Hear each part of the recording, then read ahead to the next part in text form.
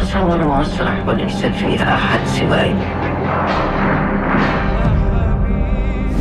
ايه يا جماعه، ايه يا جماعه، مش حته فيلم اللي هيعمل فينا ده كله، والله استهدوا بالله كده وبس. خلونا بغض النظر عن اي حاجه نكمل فرحتنا بالسنه دي. لا حقيقي برافو السينما المصريه في 2025 بشكل المتنوع اللي ظهرت بيه، بقدرتها مره تانية انها تثبت انها لسه عندها صناع قادرين يثيروا اهتمام الناس ويفتحوا نقاشات ايا كان نوع النقاشات دي بقى ايه. المهم بالنسبه لي انها موجوده. فيلم ست بكل تاكيد مش الفيلم الايقوني اللي ما فيهوش غلطه، وكمان مش الفيلم السيء اللي خلينا نزعل منه. ببساطه انت لو داخل فيلم الست وعايز تحبه هتلاقي المقاومات والعناصر اللي تخليك تعمل كده، ولو داخل بانطباعات مسبقه ايا كان نوعها بقى وعايز تكرهه فهتلاقي برضو المقاومات اللي تخليك تعمل كده. بس خلينا نتناقش بهدوء ونتعامل معاه كفيلم زي اي فيلم اتكلمنا عنه على القناه هنا قبل كده. لكن كالعاده خليني برضو قبل ما ابدا ارحب بيك، انا محمود ويلا نبدا فيديو النهارده. I've seen things you people wouldn't believe. All those moments will be lost in time, like tears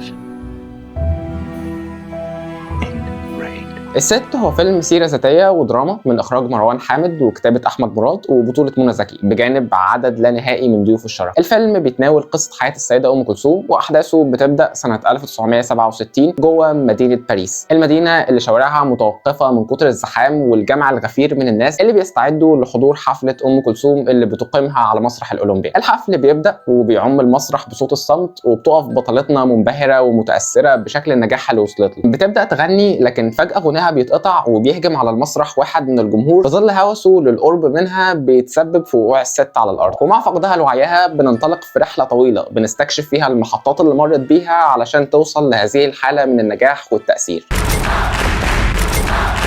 على كتر الانتقادات اللي لحقت فيلم الست من وقت الاعلان عنه، لكن انا بصراحه كان عندي توقعات عاليه شويه تجاهه، وده راجع طبعا بشكل اساسي لاسامي صناعه اللي عندهم رصيد من الاعمال الجيده اللي تخليني اتوسم فيهم انهم غالبا عندهم وجهه نظر ورؤيه حابين يوصلوها. لكن بالاضافه للسبب ده انا كان عندي سبب تاني يخليني اتحمس، وهو انه قلما احنا بندخل في تصنيف البايوبيك ده، ولما ربنا بيكرمنا وبنقرر نقدم عمل فيه غالبا بيبقى مسلسل وبيبقى دايما خالي من اي نوع من انواع الحياديه في الطرح. اللي هو بحس انه صناعنا عندهم اعتقاد بانه طالما في شخص وصل لمرحله انه يتم عمل فيلم سيره ذاتيه عنه فده معناه انه خلاص بقى عظيم ومؤثر كفايه على اننا نظهره في صوره طبيعيه او بشريه. وحقيقي ما عنديش فكره الاعتقاد ده بدا امتى نظرا لحداثه تعرضي لعالم السينما عموما، بس وجهه النظر دي دايما بتخلق اعمال بشوفها مشوهه وعلى قدر المتعه اللي في الغالب بتكون مصاحبه ليها، لكن بيبقى برضه صعب التفاعل معاها وتصديقها. مفيش حد عظيم دايما ومفيش حد مثالي في كل حالاته. بالاضافه بقى لان المنظور ده بيخلي في محدوديه شديده تجاه التفاصيل اللي هتتناقش في فيلم السيره الذاتيه، وبالتالي التغافل عن حكايات كتير ممكن تكون في حد ذاتها اكتر اثاره للاهتمام من قصه البطل نفسه. شخصيه زي ام كلثوم دي ست عاشت 76 سنه، منهم ما يقرب من ال50 سنه كانت متربعه على عرش الغناء العربي. يا ترى ايه كم القصص اللي مرت بيها خلال الفتره دي؟ فكون انك تناقش حياتها من منظور واحد فانت بتحرم عدد لا نهائي من الفنانين من دراسه الشخصيه دي وفهم اسطوريتها بس عشان اعتقادنا بانها رمز غير قابل للتفكيك. تخيل شخصيه زي بطله قصتنا لو كانت موجوده بتاثيرها ده في بلد زي امريكا مثلا، تفتكروا ايه كم الحواديت اللي كنا شفناها عنها لحد النهارده؟ حاجه من ضمن الحاجات الحلوه اللي تحسب للفيلم اصلا قبل ما نتكلم عنه هو انه خلى السوشيال ميديا تتملي بصورها في المقارنات ما بينها وما بين شكل منى زكي، اللي هو بالنسبه لي انا كشاب دي كانت اول مره اشوفها في المراحل العمريه المختلفه دي، وانها كانت اكبر بكتير من صوره السيده العجوزه اللي بتظهر على التلفزيون بالابيض والاسود. انا عارف اني برغي كتير بس حقيقي موجه الكره اللي حصدها الفيلم بالنسبه لي شايفها مش مبرره، اللي هو بغض النظر عن الفيلم حلو ولا وحش فهو رجع صورها وقصصها تاني يتم تداولها بين الناس، وبالتالي جيل كامل ما كانوش يعرفوا عنها غير صوتها اصبحوا على علم بمدى تاثيرها واهميتها، وده في حد ذاته تقدير كافي من الفيلم تجاه الشخصيه اللي بيحكي عنها. طيب كفايه كده وتعالوا بقى نحكي عن الفيلم نفسه اللي عايز اوصفه بانه تجربه متكامله، كل عنصر من عناصره الفنيه في عنده مميزات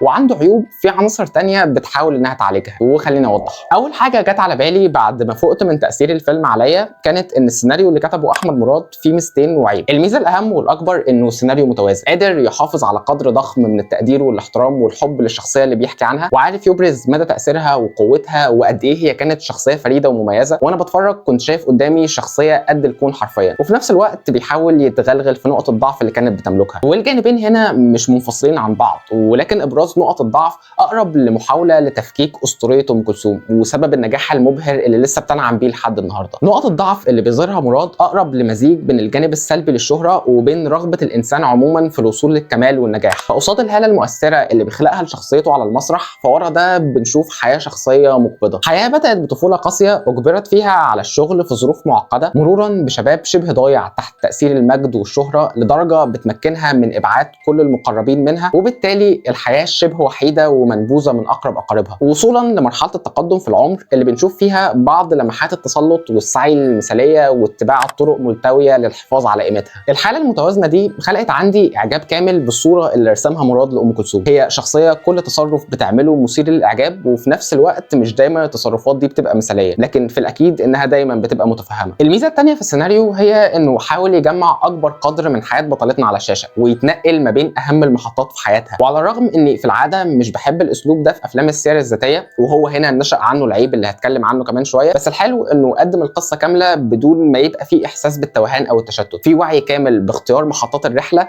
بحيث تظهر في اقصى درجات التناغم مع بعضها، وده انا حبيته. العيب القاتل بقى كان ان فيلمنا بقى شويه فاقد لنقطه مركزيه تتحكي حواليها الاحداث، فاصبحت حاسس اني بس بشوف لمحات ورا بعض من حياه بطلتنا بدون سياق واضح، لمحات بتعدي بسرعه جدا بدون اي محاوله فعاله للتغلغل في اي جزء منها. كل فصل من فصول القصه كان يستحق وقت اطول بكتير على الشاشه، فخرجت من الفيلم حاسس اني مش شبعان بالشكل الكافي وعايز اشوف منه اكتر. لكن عوده للنقطه بتاعت انه كل عنصر من عناصر التجربه الفنيه بيكمل عيوب العناصر الثانيه، فهتلاقي ان اخراج مروان حامد بيحاول يتغلب على المشكله دي من خلال شكل السرد الغير خطي للفيلم. فيلم الست في حدث واحد بنبدا بيه وبننهي بيه، اللي هو حدث وقوف ام كلثوم على مسرح الاولمبيا، وما بينهم هو تنقلات غير منتظمه بين محطات حياتها المهمه وخواطرها. في لحظه ممكن تبقى بتغني على مسرح ما مثلا، وفجاه تنتقل لذكرى من ذكريات طفولتها. ده بيتم باكتر طريقه متناغمه ممكنه. انا عجبني قوي ترتيب المشاهد والتنقل السلس ما بينها، ده مجهود جبار علشان الفيلم يفضل متماسك ومؤثر. بالاضافه طبعا ان الحاله دي بيصحبها ايقاع سريع،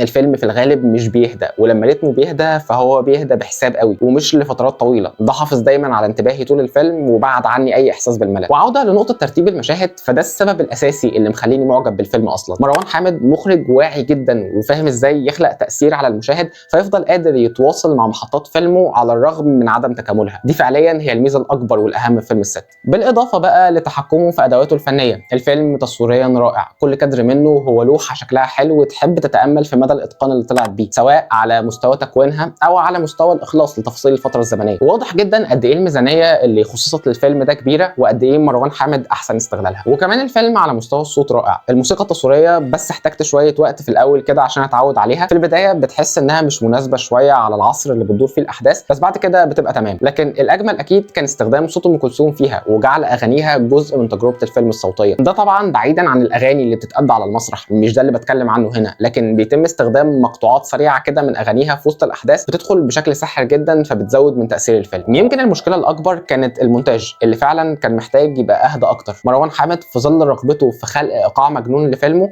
تمادى شويه، انه على المشهد الواحد كان بيبقى فيه قطعات كتير جدا وتنقلات حاد قوي بالكاميرا، وده كان مزعج شويه تحديدا في نص الفيلم الاولاني. هرجع واقول انه عيب اسلوب سرد الفيلم الاكبر هو انه بعد ما سحره عليك يختفي هتحس انه مش بيقول حاجه قوي، وانه مش اكتر من مجرد مجموعه مشاهد متجمعه ورا بعض بشكل منمق. ما نجحتش التقط اي موضوع من مواضيعه واتامل فيه بسبب انه مفيش ولا موضوع منهم بياخد الوقت الكافي على الشاشه. ده مش مؤثر على سحر التجربه ككل، ولكن بينفع عن الفيلم اكيد صفه المثاليه. الأوان الناس تعرف احنا مين. نيجي بقى للإليفنت إن ذا روم، الست منى زكي. ومنى زكي بالنسبه لي واحده من اهم الممثلات اللي موجودين على الساحه دلوقتي، وانا عايز الاول اتكلم على حته الشبه دي شويه. مين قال انه لازم الممثل يبقى شبه الشخصيه اللي بيجسدها؟ بالنسبه لي الممثل اكيد مش مطلوب منه انه يكون نسخه طبق الاصل من الشخصيه، اكتر ما انه يكون وسيط ويكون قادر يستحضر روح الشخصيه ويحاكي تناقضاتها. السينما نفسها مش بتسعى لاعاده خلق الحقيقه بحذافيرها اصلا، اكتر من محاوله تفكيكها وفهمها. لو السينما هتتحبس في شكل الشخصيات يبقى احنا بنختصر الفن في وجه مش في جوهر، وده لوحده بيفقده تاثيره. بالنسبه لي منى زكي قدرت تنقل لي الصراعات الشخصيه اللي بتجسدها بافضل شكل ممكن. كل كادر كانت بتظهر فيه كانت بتملاه قوه وثقه وحضور. قدرت اشوف قدامي سيده قادره تورث مشاعر الخوف والعظمه حتى في اقصى لحظات ضعفها. ولو بنتكلم عن المكياج السيء بشكل واضح في بعض اللحظات، فحقيقي ده شيء مش بينغص تجربه المشاهده اطلاقا، لانه زي ما وضحت فيلمنا عباره عن لمحات غير منتظمه من حياه الشخصيه، وتوزيع المشاهد وشكل المونتاج على الرغم من مشاكلي معاه في بعض المشاهد بيخلي تاثير المكياج السيء ده سهل التقبل. وحقيقي لو كان عندي اي تخوف تجاه الفيلم من قبل ما ادخله، فالتخوف ده ما كانش بيشمل منى زكي باي شكل من الاشكال. وعلى مستوى باقي الاداءات التمثيليه، فانا حبيت المجهود ان كل واحد بيحاول يبقى متماهي مع بيئه الفيلم، وما حسيتش بغرابه تجاه اي حد من اللي ظهروا. بس يعني الفيلم كله متمحور حوالين بطله الحدوته، فكل من هم حواليها ضيوف شرف مش اكتر. طيب طولت قوي ولسه عندي كلام كتير قوي بصراحه ما خلصتوش، بس يعني كفايه كده. اخيرا الفيلم اكيد مش كامل وعنده مشاكله الواضحه اللي صعب تغافلها، لكن تجربه مشاهدته ممتعه وساحره. حقيقي انا من كتر ما كنت مستمتع ما كنتش عايز اخرج من قاعه السينما حتى بعد نهايه الفيلم. خارج مش شبعان وحاسس بنقص في جوانب كتير من الفيلم، بس الشكل العام يخليني اقيمه ب7.5 من 10، وفعلا ده واحد من افضل التجارب السينمائيه اللي اختبرتها السنه دي. وبس دي كان كل حاجه عندي النهارده. لو وصلت لحد هنا شكرا جدا، يا رب تكونوا استمتعتوا. شاركوني برايكم عن الفيلم لو شفتوه. انا محمود وسلام.